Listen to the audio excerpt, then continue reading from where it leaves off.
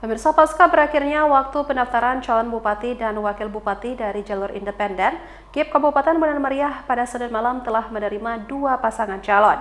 Kedua pasangan calon tersebut adalah Tagore Abu Bakar Armia dan pasangan Dailami Kamarudin.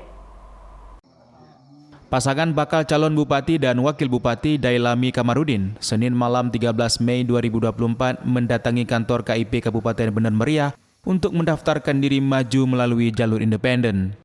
Mereka tiba di kantor KIP setempat sekitar pukul 23.50 menjelang penutupan waktu pendaftaran yang telah ditetapkan oleh KPU RI. Pasangan bakal calon bupati dan wakil bupati Benar Meriah Dailami Kamarudin mendapat sebanyak 5.468 dukungan untuk maju sebagai independen. Bukti dukungan tersebut telah diserahkan kepada Komisi Independen Pemilihan Benar Meriah Minggu 12 April lalu di kantor KIP setempat. Dailami mengatakan meski sudah siap untuk maju melalui jalur independen, namun tidak menutup kemungkinan diusung oleh partai politik.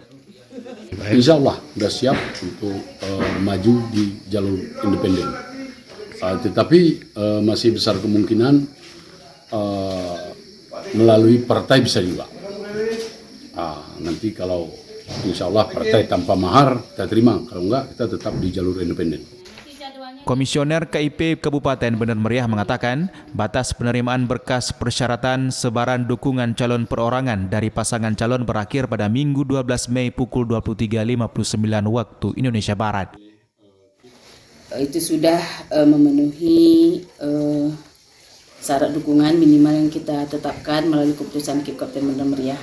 Disampaikan juga sudah sesuai jadwalnya, belum lewat dari jam 23.59 di tanggal 12 Mei 2024. Sebanyak dua pasangan yang telah menyerahkan berkas pendaftaran yakni pasangan Tagore Abu Bakar Armia atau Tagar dan pasangan Dailami Kamarudin. Dari Kabupaten Benar Meriah, Yusradi, iNews melaporkan.